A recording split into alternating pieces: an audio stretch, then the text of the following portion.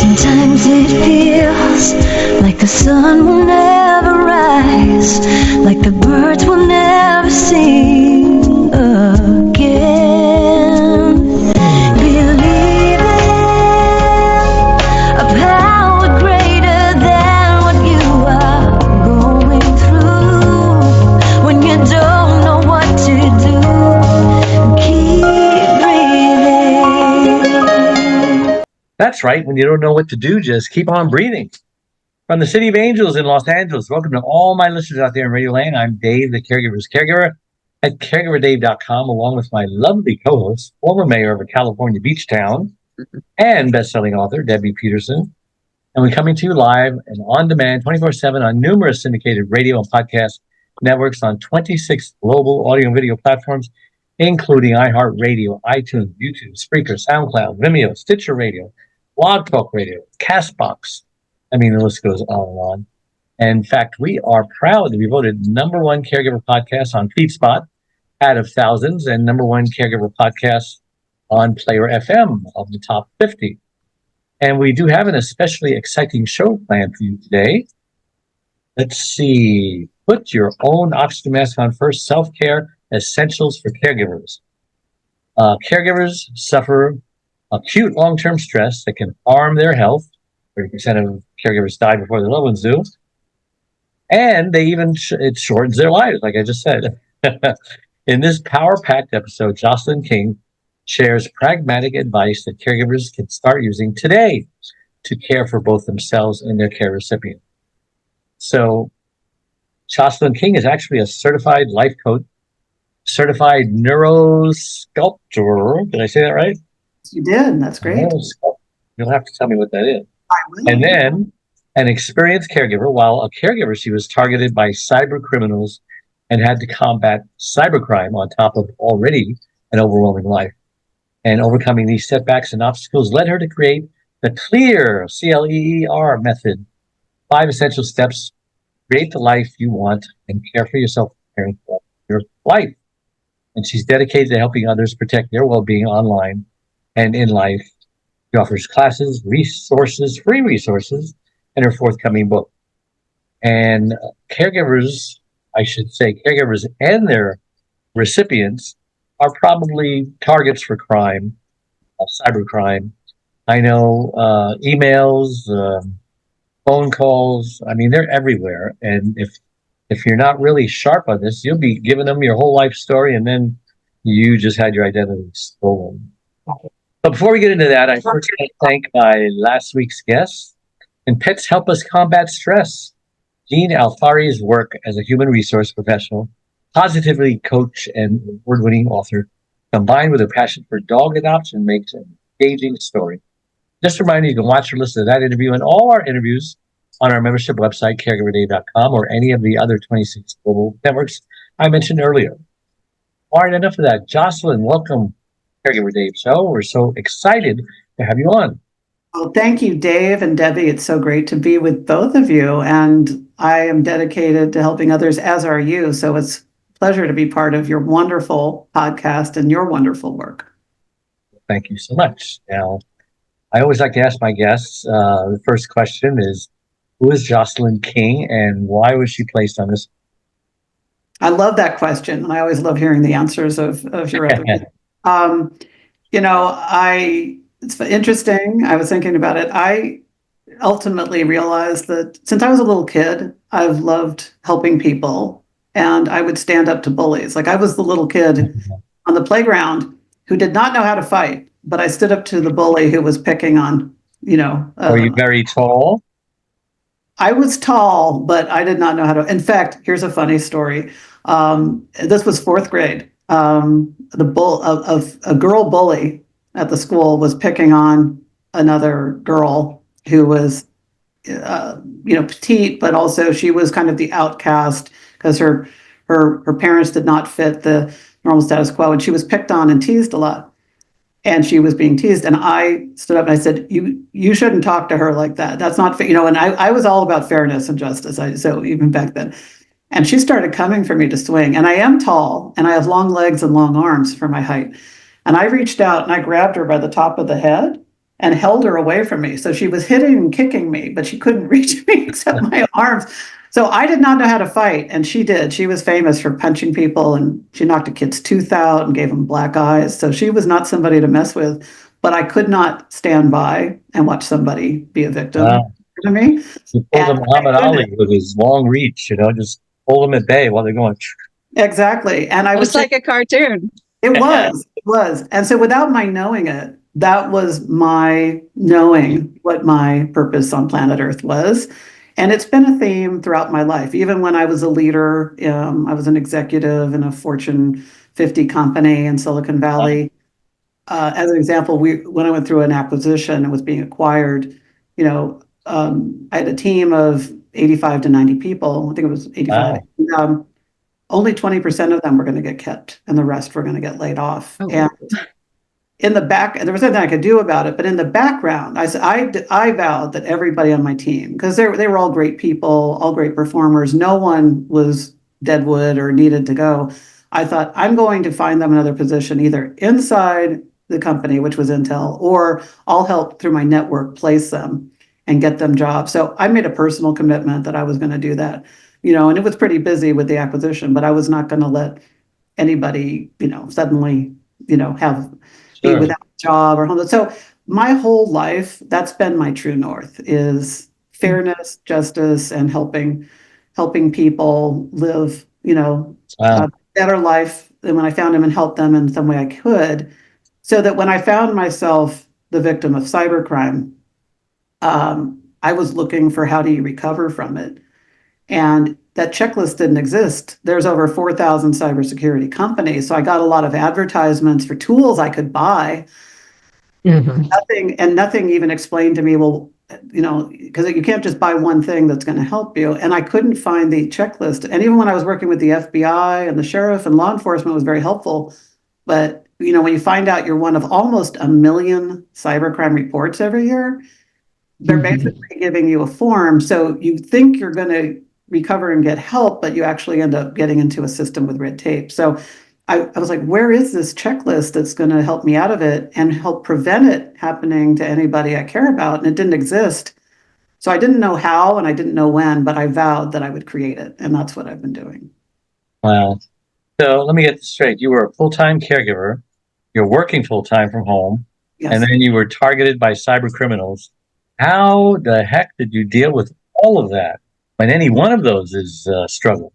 I can't lie. I wasn't resilient. I was resilient during it, but there were some dark days. There was one day I woke up and was considering the 2 bottles of Ambien in my cabinet. It was a split-second thing because I thought I can't do that. But what it told me was that is how overwhelming it was. That was how hard it was to see any way out. And that was how hard it was to feel there was any help or that I had the resources inside me to do it. And so it completely overwhelmed me. And what I realized is I have to take it one breath at a time, one step at a time, one day at a time. And what I had to do was not keep looking at the end of the finish line of the marathon. I had to think, what's something that I could do right now? Like I thought, okay, I need to secure my home. Because not only had my network been hacked and my identity compromised, but they had broken into my home and planted surveillance devices. So I felt so invaded. I felt so invaded. Yeah. And so even when we we're giving the microphone pictures to the FBI, they couldn't prove who it was. So still nobody got caught. And to think that somebody's been in your home. And the thing is, when somebody breaks into your home and steals your jewelry and stuff, you've had a break-in. To find a surveillance device and realize that sometime in the last 6 months, people broke in and you didn't know when or how, and that they and I had a security system and I had these other things. So it's like, how the heck did they do this? And they had actually been able to, mimic that they were one of the families and unlock the security system. And it was so inconceivable to me that there was a recovery from this. But what I did was I thought, well, I'm going to secure my home. And I said, I don't know why my security. In fact, I even called the security company. I said, well, this is what happened. They said, well, that's impossible. And I said, well, I have video that I took manually. I hit record on my security thing when something was happening. that it should have picked up and automatically recorded for me, and it didn't. But I manually recorded, and I said, well, I have recording that I made that proves this happened, because they're talking to me like I'm like I'm imagining things. It's like, no, I have proof that this occurred, because they're in their mind thinking, well, our technology wouldn't allow that to happen. So Did I'm they even tell you battling my security company. I'm even battling my security company about them helping secure me. So what was good about it is that I was able to just keep my sanity about it and think, okay, I'm going to get a secondary system. I'm going to do I need a foolproof. I need a moat, and a moat beyond the moat, and I'm going to pull at the drawbridge.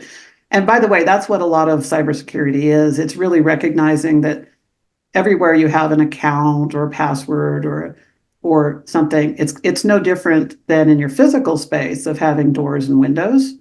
The difference is we all know that if we're going to leave for the day or leave town, we're going to lock our doors and windows and secure it. We're not even aware of what all of our doors and windows are when we're online. And so a lot of what I do is just help teach people. Once you get those down and you kind of inventory them, and I help people do that with a checklist, is then you can just systematically do the most important protections first and then add the others. And it's just like putting locks on your doors and windows. You just do it one at a time, but now you're doing it in the online space, and then you can protect yourself. Deb, you have a question? I have a question. I sure do. So, did you have the kind of job that people wanted to get into your home and spy on you that way? And question number one. And number two, I have similar concerns, and nobody has been able to tell me, how do I know if there's a surveillance device on my car, in my house? How on earth do you even locate them? I mean, this isn't James Bond. It doesn't really happen this way in real life. Well, the thing is, it does. Unfortunately, James Bond would have a sweep team come in and take care of his house for you. Yeah. To your point, I spent tens of thousands of dollars on things. I hired a former police detective who had his own surveillance. I took my car in and they swept my car. I didn't have something in my car, and I had my home swept, but I went for a budget version, and they had swept the walls, so the device was in the ceiling, and so they missed it. So I would have had to pay an extra $5,000 to get that sweep, which you can't afford. And no, I didn't have the kind of job that they were doing that. They were actually after some other things that it's too complicated to go into on this. But the thing is, when you're targeted, it can be for any number of reasons. And the challenge is that, like, I was afraid to do internet searches for how to do it, because I thought if they've gotten into my network and my computer and my identity, and they have my logins, they'll know my search history, and I don't want them to know I'm onto them. So what it does is it starts breeding paranoia. And then I'm like afraid to use my phone to call places to get help, and I'm afraid to do searches online thinking they'll find what I'm doing, and is that going to hurt me more? So you end up feeling like you're isolated, and you're backed into a really small corner. And so that's why knowing and now that I'm on the other side of it, right? Not only did I recover, but I went on to be a co-founder of a top 10 cybersecurity startup, and I got named top 10 women in cybersecurity. Wow. So I'm here to tell you there is recovery, but the way out, at the time I thought, I don't even know what to do because I don't understand hackers. Now, the good news is, having worked I am not a hacker myself. I've come to understand the landscape, and I got to meet some really top cybersecurity people on the planet, those who protected trillions of dollars on Wall Street, on the trading floor, people who protected Microsoft and all of this. And these are the people who hacked into the Pentagon when they were teenagers and were told you can come work for the government or you can go to prison. And so they end up protecting nuclear submarine codes. What I learned from them about how hackers work and the dark web is that there are some exceptions, but generally hackers are very predictable. And so that's the good news. So like I said, once you are able to see that you have doors and windows and you kind of know what they are, it's no different than at the holidays when you've got porch pirates coming. You just, you want to make your house the least attractive house. You want to make it difficult for them to break into your house when you're on vacation or steal things. And it's just, you're doing it now online. It's just most of us, because we haven't grown up in an online environment that we see as clearly as we see our home and what we call in cybersecurity your attack surface. We don't see our doors and windows, that we don't know how to protect ourselves. And that makes us feel very insecure.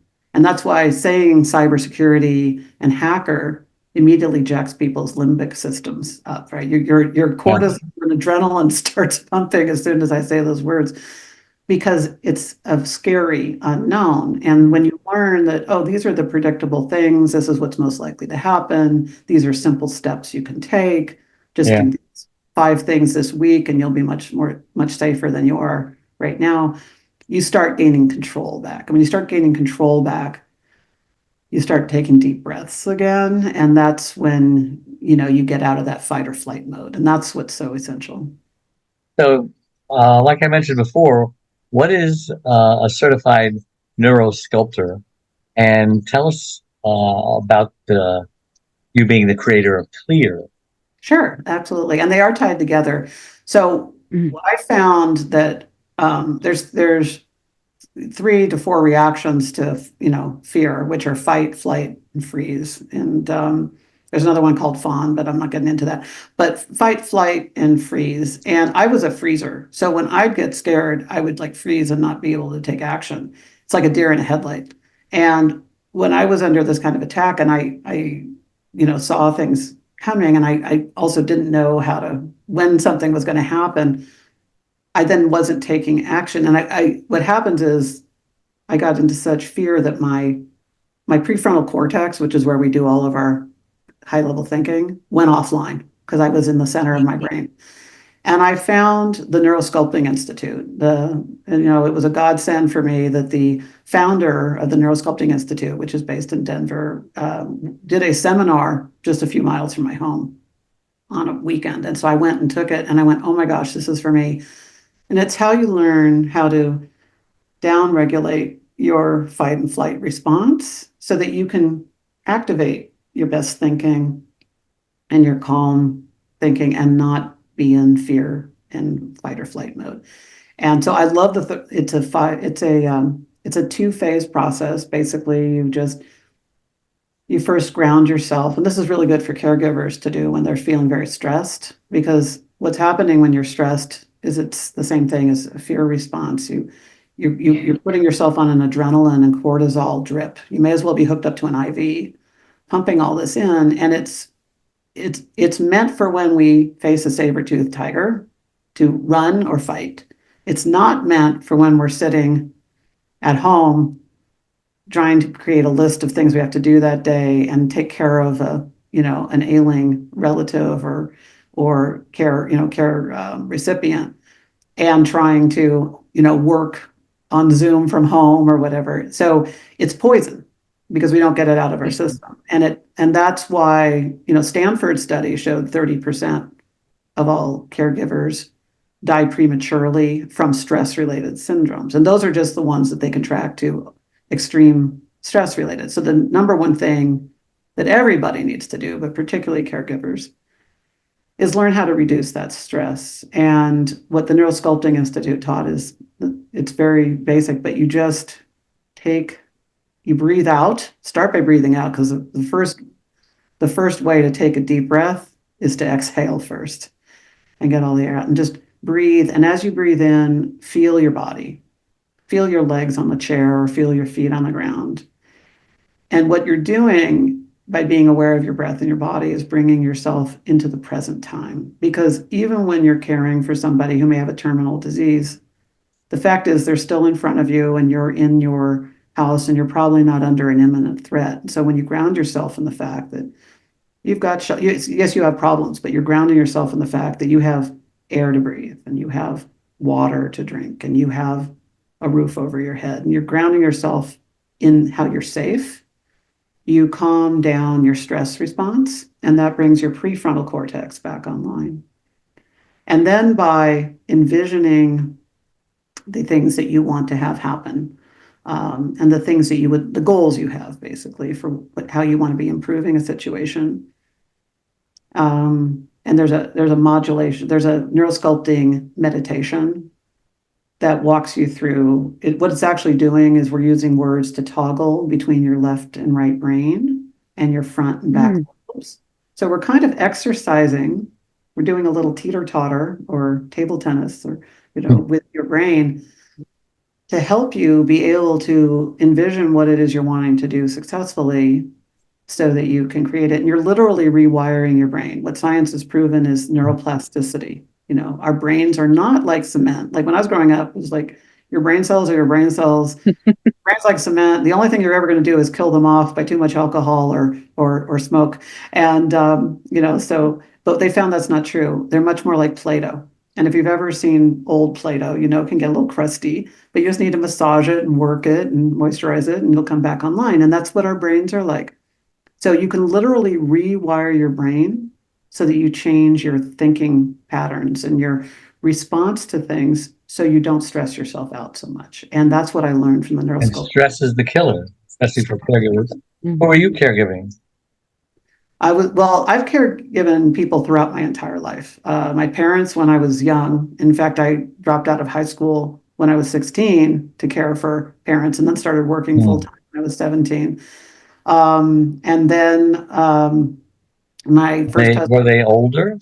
they were older. Yeah, they were in their 40s when they had me, and they had health concerns. So when I was a teenager, they were ailing, and and I did caregiving for them. Are they still alive today?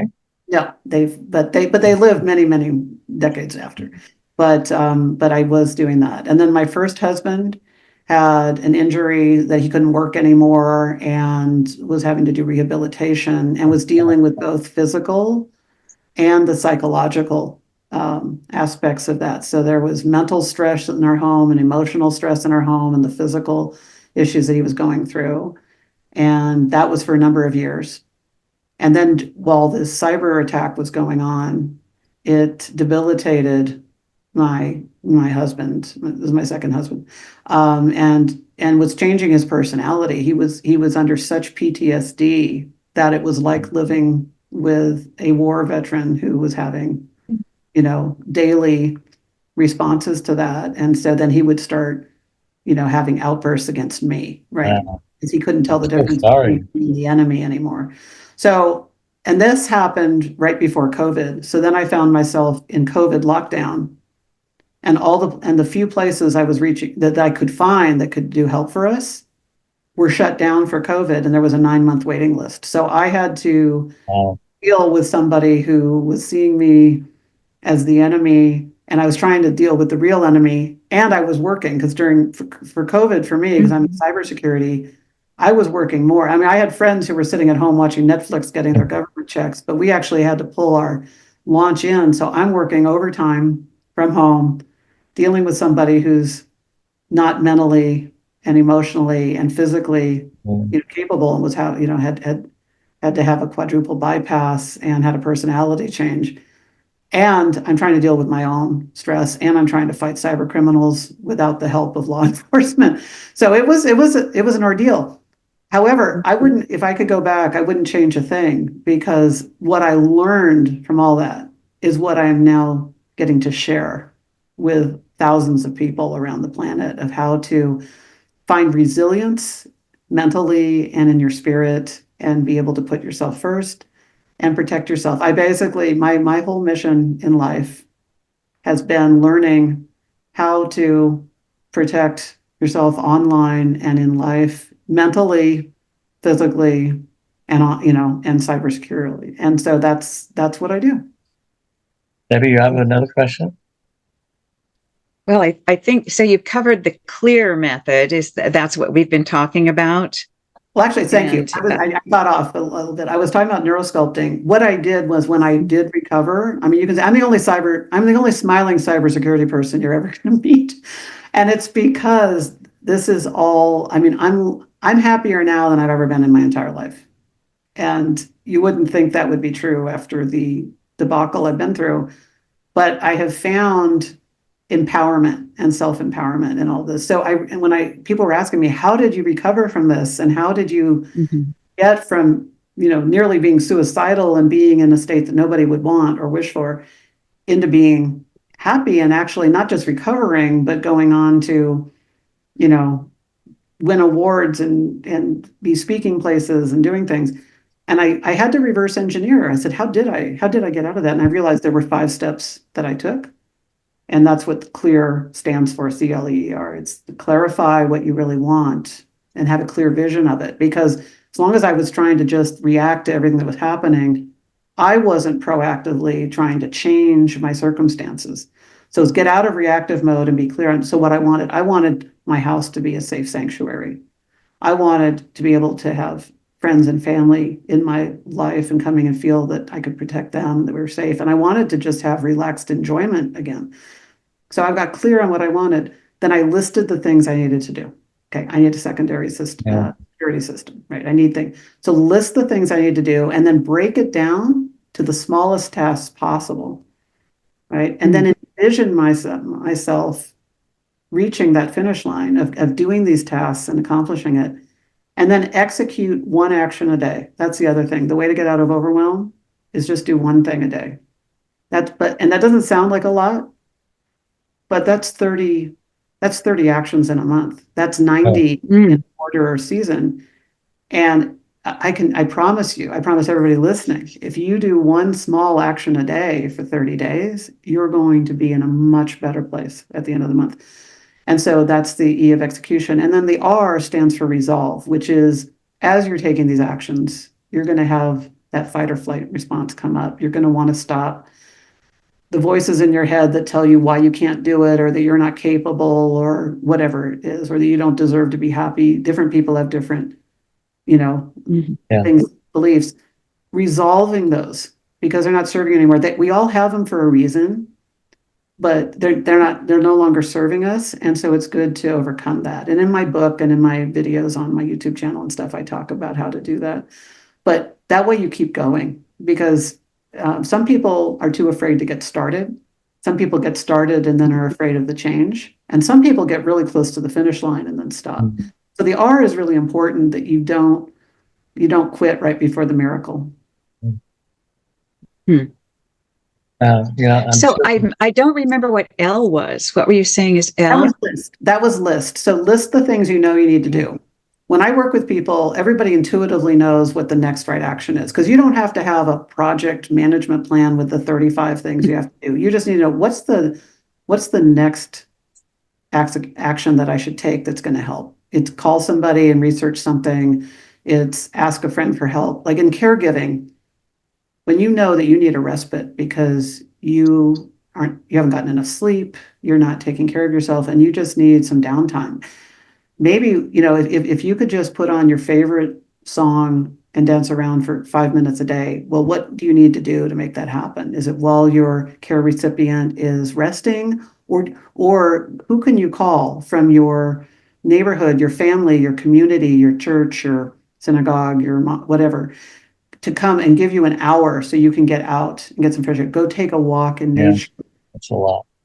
Give yourself some self-care every day and bring some joy. So your favorite music that makes you smile, your favorite movies, listening to comedy, and I have to tell you, when I was doing caregiving, it's like everything gets so serious and dealing with cybercrime. It is so serious.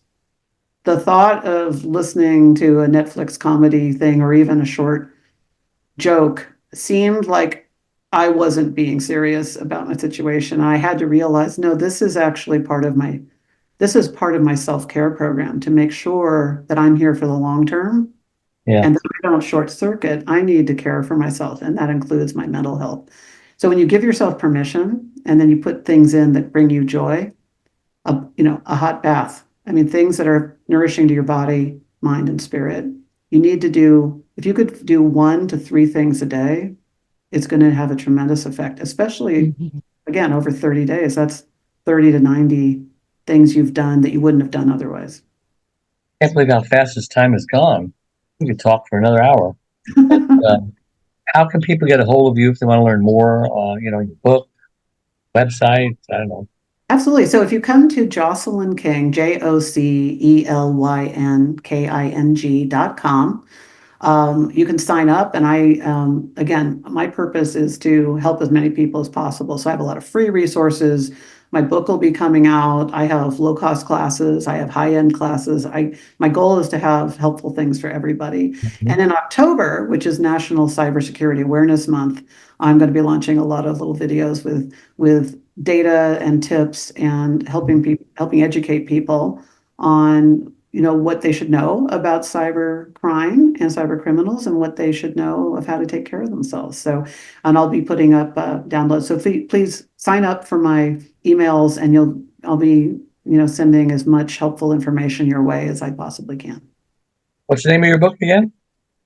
It's called Get Clear. It's CLEER. How to get unstuck and start living a life you love. Debbie, how can our listeners reach you and find out how you're fighting crime?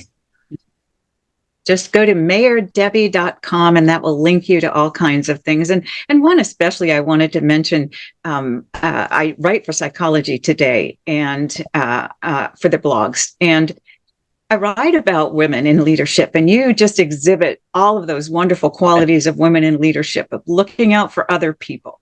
And also, I would say you are one of the incorruptibles. So if you go to Where Women Govern on Psychology Today, you'll find out more about more people very much like our guest today. And Debbie knows people who are incorruptible. Not too many, but they are out there. Consider that a compliment. Love that. Thank you. I love that term. A reminder that all our live shows become recorded pod and video casts on all our platforms. Also, my membership website, caregiverdave.com, is a free membership support community with lots of free gifts and resources, including a free initial coaching session. So please click also the like or follow button, whatever platform you're watching or listening this interview on. It helps us reach even more caregivers by improving Google's search engine algorithms. So again, thank you for coming on. And to all my listeners, thank you for tuning in each and every week, making us the #1 caregiver podcast on the internet. So until next time, same channel, may God richly bless you all. Bye-bye. Bye. Bye. Dave Nassani, the Caregiver's Caregiver, has just released his 6th book entitled It's My Life Too, Thrive to Stay Alive as a Caregiver. It was specifically written for caregivers who know they should be putting their needs first, but just don't know how. Dave is the sole caregiver to his wife, Charlene, since 1996. He knows firsthand what caregivers are going through, because he is one. He now speaks all across the country, offering caregivers his amazing caregiver support package. Even the airlines tell us that in the event of an emergency, to put your oxygen mask on first, before you help your child with their mask. They know that those who don't heed their advice often black out, thus becoming unable to help either themselves or their child. And caregivers are exactly the same way. It's My Life Too, Thrive and Stay Alive as a Caregiver, will help caregivers who are neglecting their sleep, diet, and social life and learn to put their needs first. Pick up your copy today or buy one for your special caregiver, on sale everywhere and at caregiverdave.com. Sometimes it feels like the sun will never rise, like the birds will never sing again.